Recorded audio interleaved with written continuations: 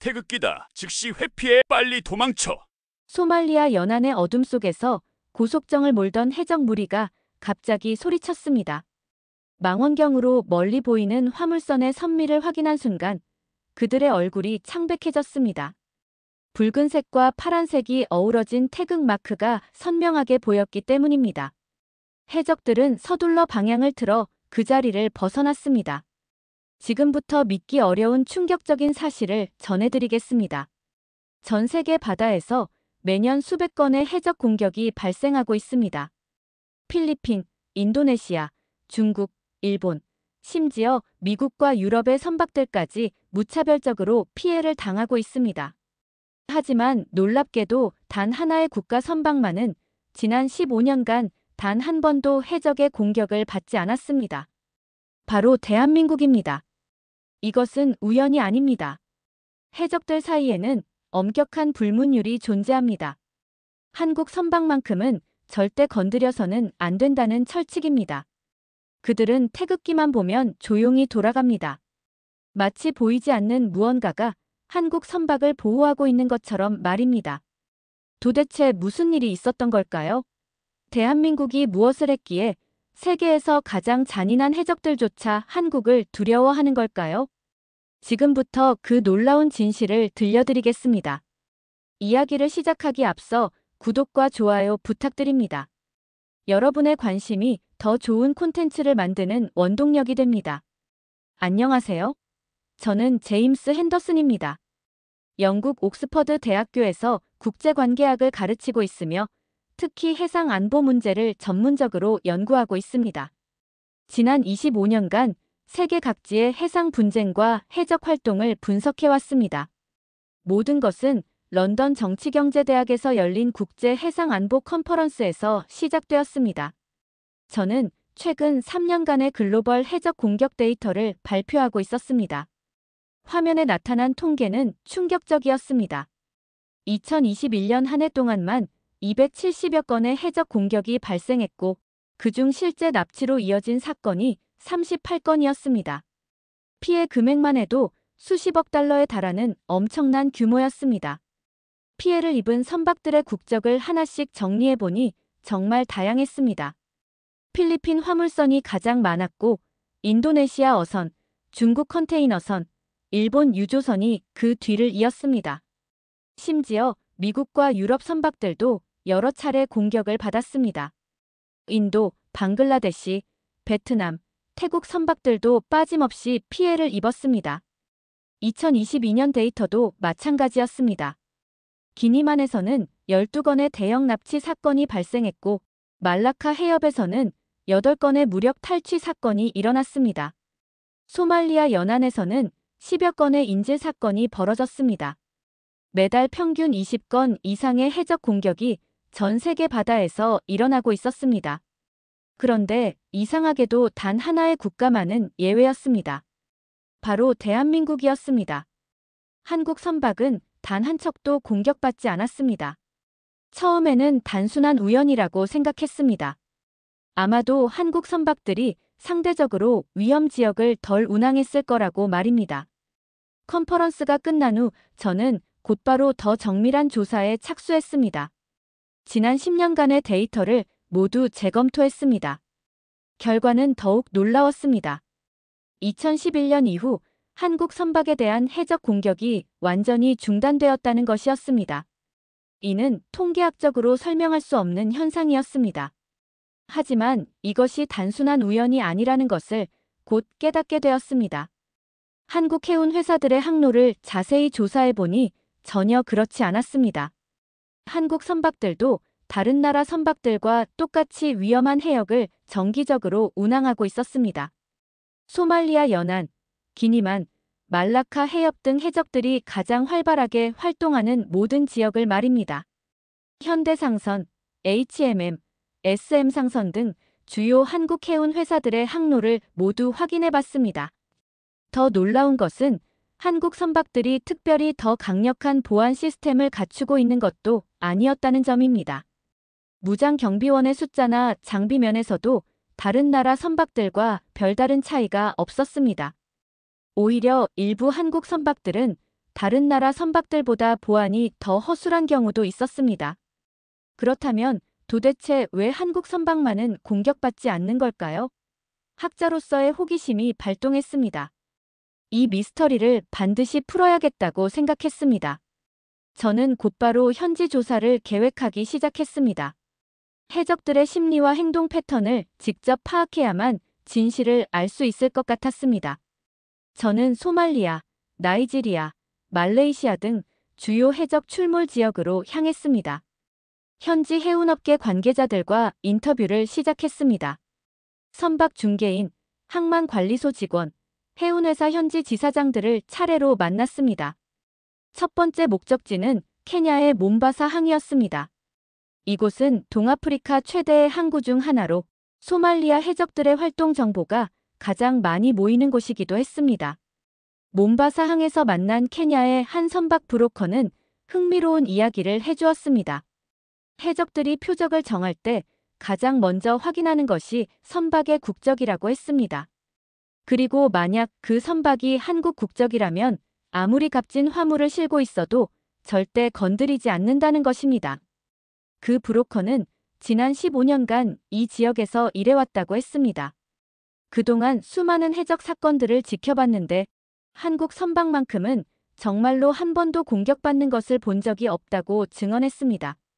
심지어 한국 선박이 다른 나라 선박보다 더 좋은 표적처럼 보여도 해적들은 접근조차 하지 않는다는 것이었습니다. 두 번째 목적지는 나이지리아 라고스였습니다. 서아프리카 기니만 지역은 현재 세계에서 가장 위험한 해역 중 하나로 꼽히고 있습니다. 이곳에서 만난 항만관리소 직원도 비슷한 이야기를 해주었습니다. 기니만을 지나는 선박들 중에서 한국 선박만큼 안전한 것은 없다고 했습니다. 해적들이 한국 국기만 보면 그냥 지나간다는 것입니다. 마치 한국 선박이 보이지 않는 보호막에 둘러싸여 있는 것처럼 말입니다.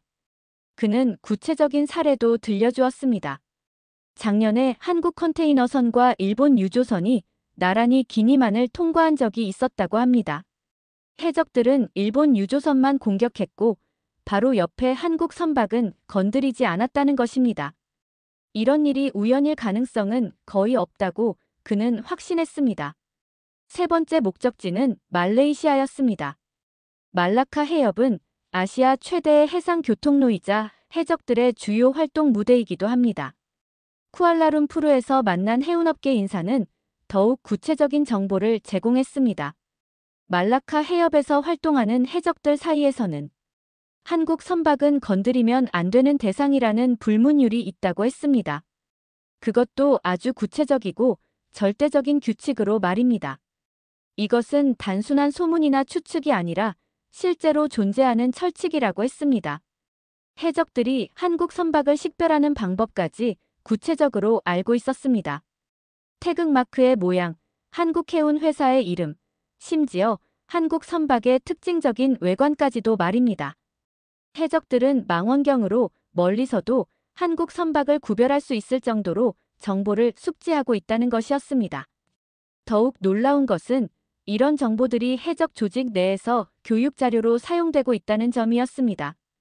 신참 해적들에게 가장 먼저 가르치는 것이 바로 한국은 건드리면 안 된다는 것이었습니다. 이들에게 한국은 절대 금기의 영역이 되어 있었습니다. 저는 정말 궁금해졌습니다. 도대체 한국이 무엇을 했기에 해적들조차 두려워하는 걸까요? 이 미스터리의 답을 찾기 위해서는 더 깊이 파고들어야 했습니다. 해적 조직과 직접적인 연결고리가 있는 사람들을 찾아가 보기로 했습니다. 위험한 일이었지만 진실을 밝혀내기 위해서는 필요한 과정이었습니다. 몇 달간의 수소문 끝에 소말리아에서 과거 해적 조직의 협상을 담당했던 한 중개인을 만날 수 있었습니다. 그의 이름은 아흐메드였고 현재는 해적 활동에서 손을 뗀 상태였지만 여전히 그들과 연락을 주고받고 있었습니다. 아흐메드는 과거 10여 년간 해적들과 각국 정부 사이에서 몸값 협상을 담당했던 인물이었습니다. 그만큼 해적들의 내부 사정을 잘 알고 있는 사람이었습니다. 그는 소말리아에서도 상당한 영향력을 가진 인물이었고 여러 해적 조직들과 두터운 인맥을 유지하고 있었습니다. 처음에는 전혀 입을 열려 하지 않았습니다. 외국인과 이런 이야기를 한다는 것 자체가 위험한 일이라고 생각했던 것입니다. 해적들과의 관계가 끊어질 수도 있고 자신의 신변에도 위험이 올 수 있다고 걱정했습니다. 더욱이 서구학자에 대한 불신도 상당했습니다. 아흐메드를 설득하는 데만 일주일이 걸렸습니다. 제가 학술적 목적이라는 것을 확신시키고 상당한 사례금을 제시한 후에야 비로소 이야기를 들을 수 있었습니다. 그리고 그가 들려준 이야기는 정말 놀라웠습니다. 그의 증언은 제가 지금까지 수집한 정보들을 모두 연결해주는 중요한 퍼즐 조각이었습니다. 해적들 사이에서는 정말로 한국을 건드리면 안 된다는 불문율이 있다는 것이었습니다. 그것도 아주 구체적이고 절대적인 규칙으로 말입니다. 아흐메드의 말에 따르면 해적 조직에 새로 들어온 사람들에게는 반드시 가르치는 몇 가지 철칙이 있다고 했습니다. 첫 번째는 민간인을 불필요하게 해치지 말라는 것, 두 번째는 같은 조직끼리 싸우지 말라는 것, 세 번째는 다른 조직의 영역을 침범하지 말라는 것, 그리고 네 번째가 바로 한국 선박은 절대 건드리지 말라는 것이었습니다.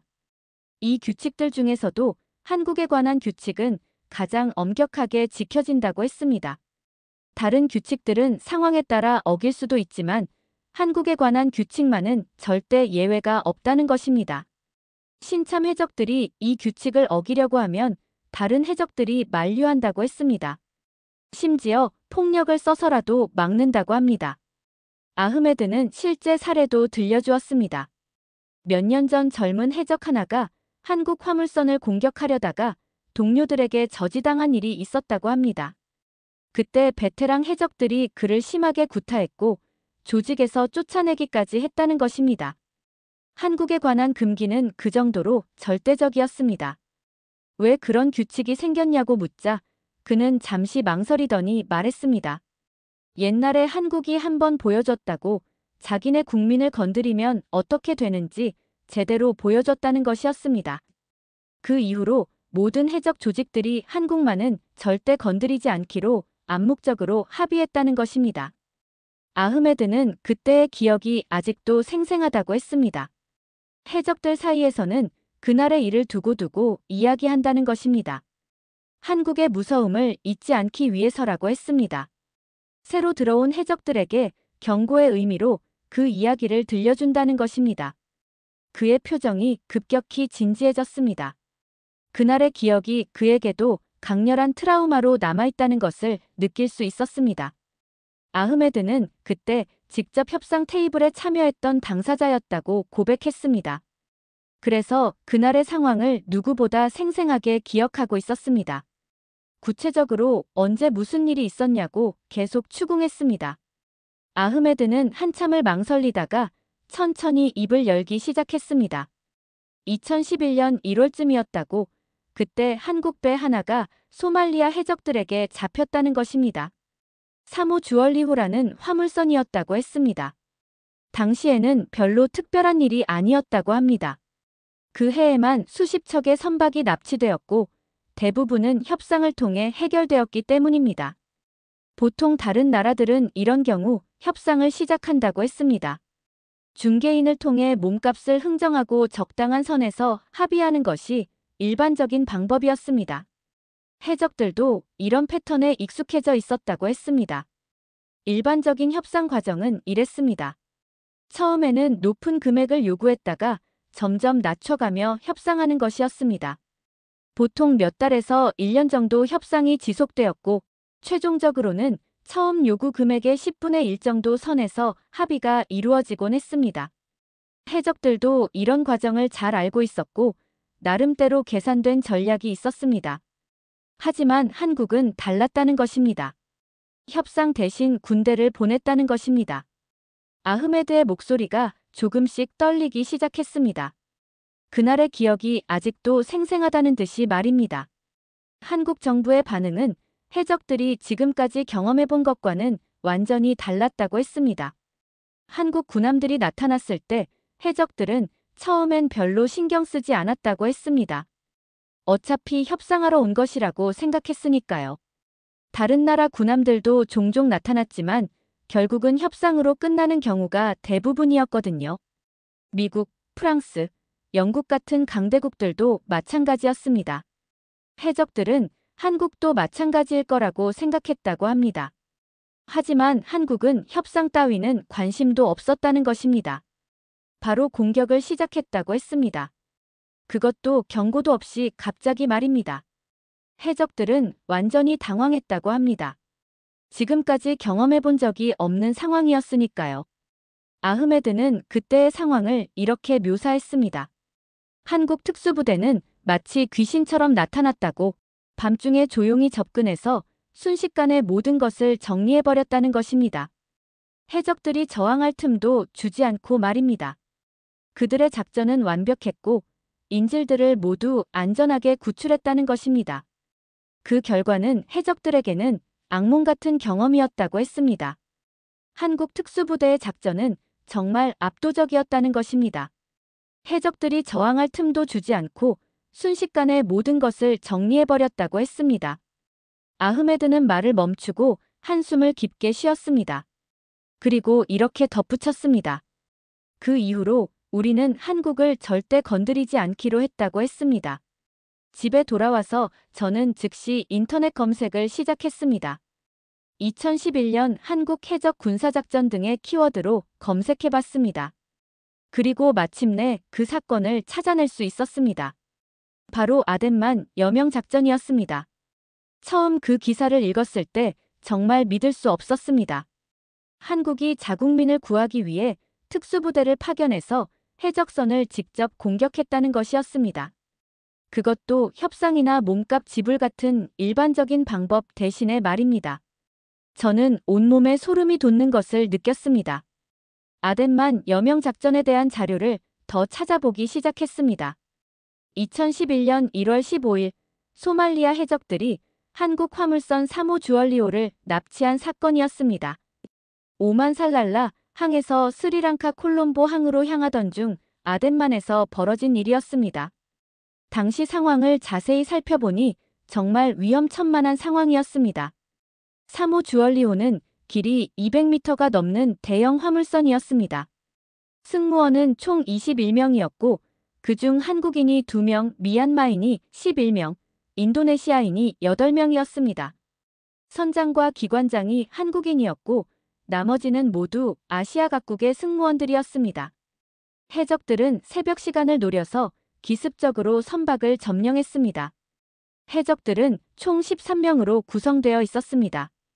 그들은 AK-47 소총과 RPG 로켓포 등으로 무장하고 있었습니다. 리더는 알리 압디라는 악명 높은 해적이었습니다. 그는 이미 여러 차례 선박 납치 경험이 있는 베테랑 해적이었습니다. 알리 압디는 소말리아에서도 특히 잔인하기로 유명한 인물이었습니다. 과거에 인질을 살해한 전과도 있었고 협상 과정에서도 매우 공격적이었습니다. 그는 인질들을 협박할 때 주저없이 폭력을 사용했습니다. 이런 인물이 한국 선박을 납치했다는 것 자체가 매우 위험한 상황이었습니다. 당시 승무원 21명이 인질로 잡혔습니다. 해적들은 거액의 몸값을 요구하고 있었고 인질들의 생명을 담보로 협박을 시작했습니다. 처음에는 $10,000,000라는 엄청난 금액을 요구했습니다. 이는 당시로서도 상당히 높은 수준의 몸값이었습니다. 대부분의 나라들은 이런 상황에서 협상을 선택했습니다. 몸값을 지불하고 인질을 안전하게 구출하는 것이 일반적인 방법이었거든요. 위험을 감수하면서까지 군사작전을 시도하는 나라는 거의 없었습니다. 혹시 작전이 실패하면 인질들이 모두 죽을 수도 있었으니까요. 실제로 과거에 다른 나라들이 시도한 유사한 작전들을 살펴보면 성공률이 그리 높지 않았습니다. 프랑스가 시도한 작전에서는 인질 2명이 죽었고 러시아의 작전에서는 승무원 3명이 중상을 입었습니다. 미국조차도 이런 작전에서는 신중한 편이었습니다. 인질의 안전을 보장하기가 너무 어렵기 때문이었습니다. 하지만 한국 정부의 반응은 달랐습니다. 이명박 대통령은 분명히 선언했습니다. 국민은 협상의 대상이 아니라고, 대한민국 국민의 생명과 안전은 그 무엇과도 바꿀 수 없다고 말입니다. 이는 해적들에게는 완전히 예상치 못한 반응이었습니다. 그리고 청해부대와 특수전부대원들을 즉시 현장으로 파견했습니다. 문무대왕함과 최영함이 급파되었고 해군 특수전전단 소속 대원들이 탑승했습니다. 이들은 평소 북한의 침투에 대비한 훈련을 받던 최정예 부대원들이었습니다. 그들의 실력은 세계 최고 수준이라고 평가받고 있었습니다. 작전 계획을 살펴보니 정말 치밀했습니다. 먼저 고속단정을 이용해서 납치된 선박에 접근하고 특수부대원들이 동시에 여러 지점에서 침투하는 방식이었습니다. 해적들을 제압하면서도 인질들의 안전을 최대한 보장하는 것이 목표였습니다. 모든 변수를 고려한 완벽한 계획이었습니다. 하지만 이론상으로는 완벽해 보여도 실제로는 수많은 변수가 있을 수밖에 없었습니다. 날씨 조건, 해적들의 무장 상태, 인질들의 위치, 선박의 구조 등 모든 것이 작전의 성패를 좌우할 수 있었습니다. 특히 야간 작전이었기 때문에 시야 확보도 어려운 상황이었습니다. 조그만 실수라도 하면 모든 것이 물거품이 될 수 있었습니다. 가장 큰 우려는 인질들의 안전이었습니다. 해적들이 위험을 느끼면 인질들을 해칠 가능성이 컸거든요.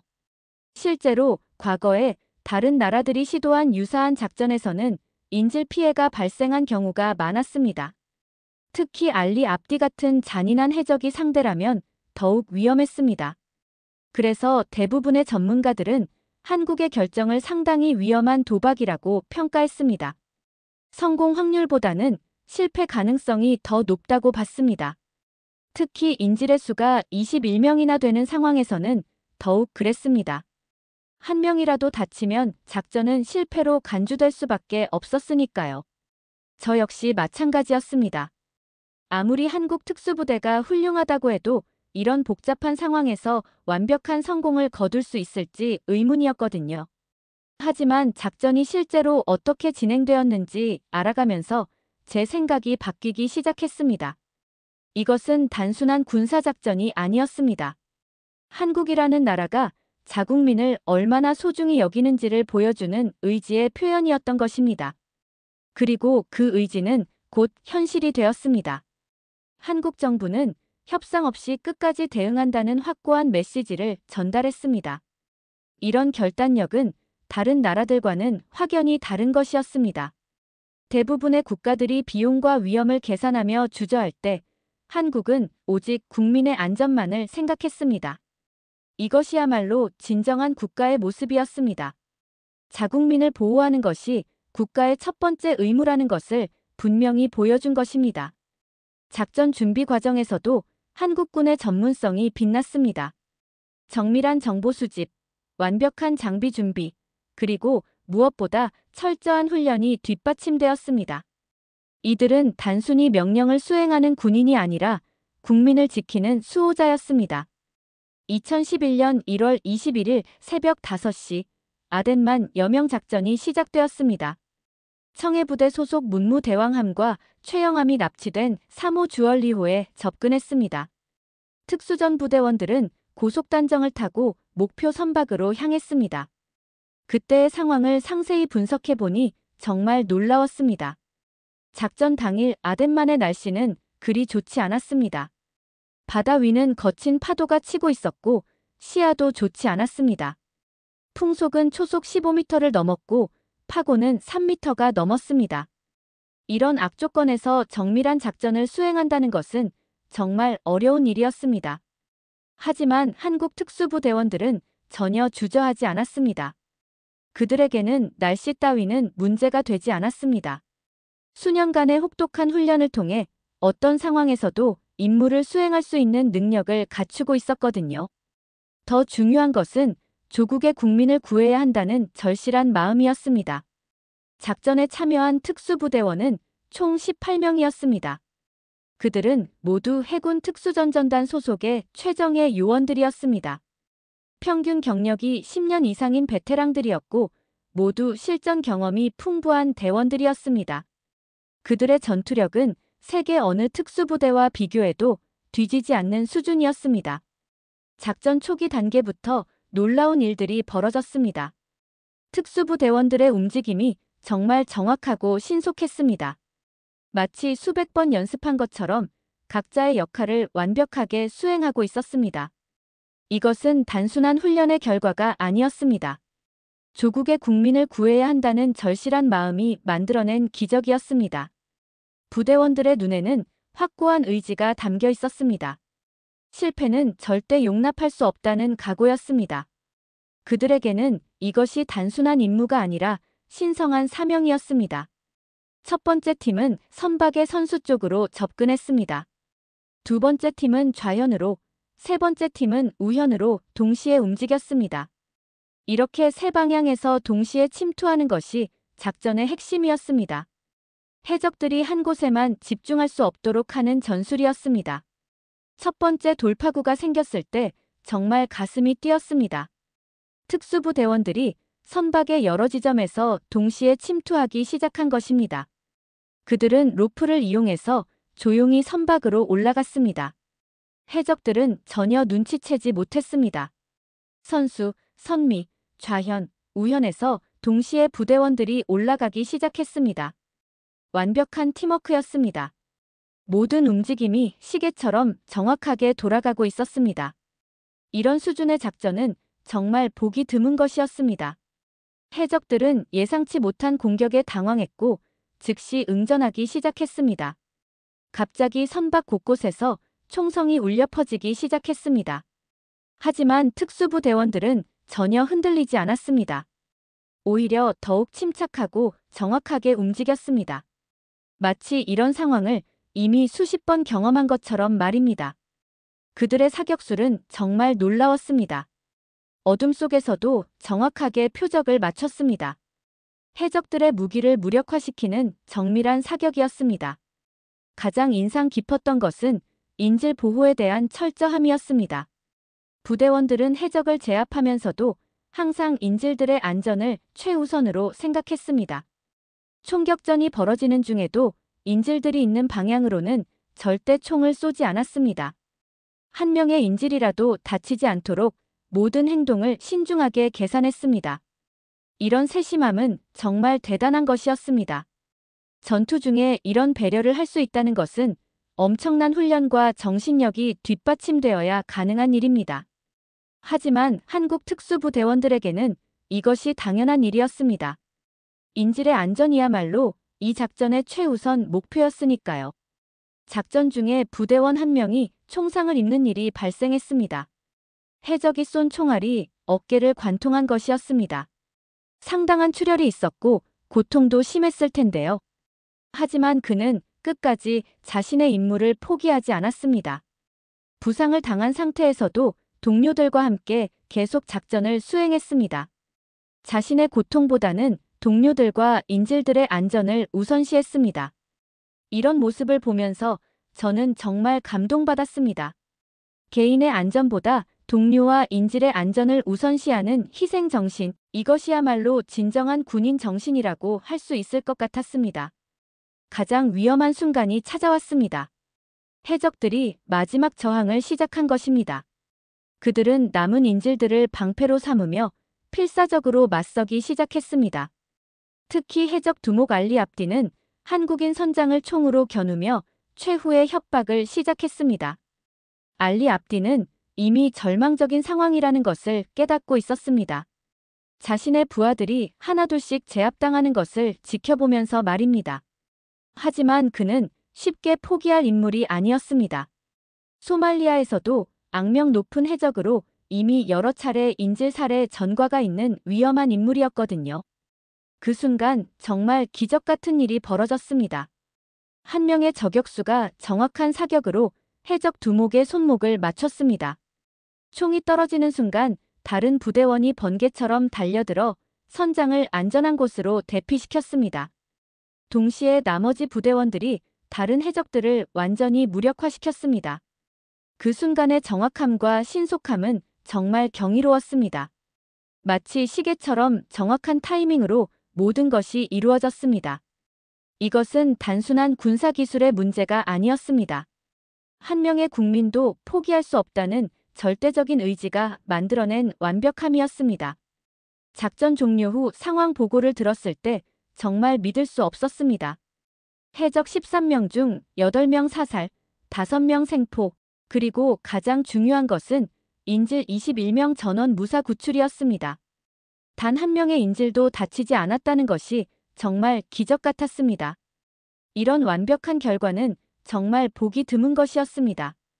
인질 구출 작전에서 인질 피해가 전혀 없다는 것은 거의 불가능에 가까운 일이거든요. 하지만 한국 특수부대는 그 불가능을 가능하게 만들었습니다. 이것이야말로 진정한 전문가의 모습이었습니다. 이후 해적 조직들 사이에서는 한국 국적 선박은 공격하면 안 된다는 불문율이 자리 잡았습니다. 한국이 국민을 위해 협상 없이 끝까지 대응한다는 의지를 보여준 상징적인 사건이었기 때문입니다. 해적들에게 한국이라는 나라는 이제 완전히 다른 의미가 되었습니다. 절대 건드려서는 안 되는 나라, 건드리면 정말로 끝장나는 나라가 된 것입니다. 그들은 태극기만 보면 조용히 돌아갑니다. 마치 보이지 않는 무언가가 한국 선박을 보호하고 있는 것처럼 말입니다. 이것이 바로 지금까지도 한국 선박이 해적 공격을 받지 않는 이유였습니다. 여러분은 이 이야기를 들으시고 어떤 생각이 드셨나요? 자국민을 절대 포기하지 않는 대한민국의 의지와 정신이 얼마나 자랑스러운지 새삼 느끼게 됩니다. 구독과 좋아요로 응원해주시면 더욱 재미있는 이야기로 찾아뵙겠습니다. 해외 감동 사연을 소개해드리는 감동열차였습니다. 감사합니다.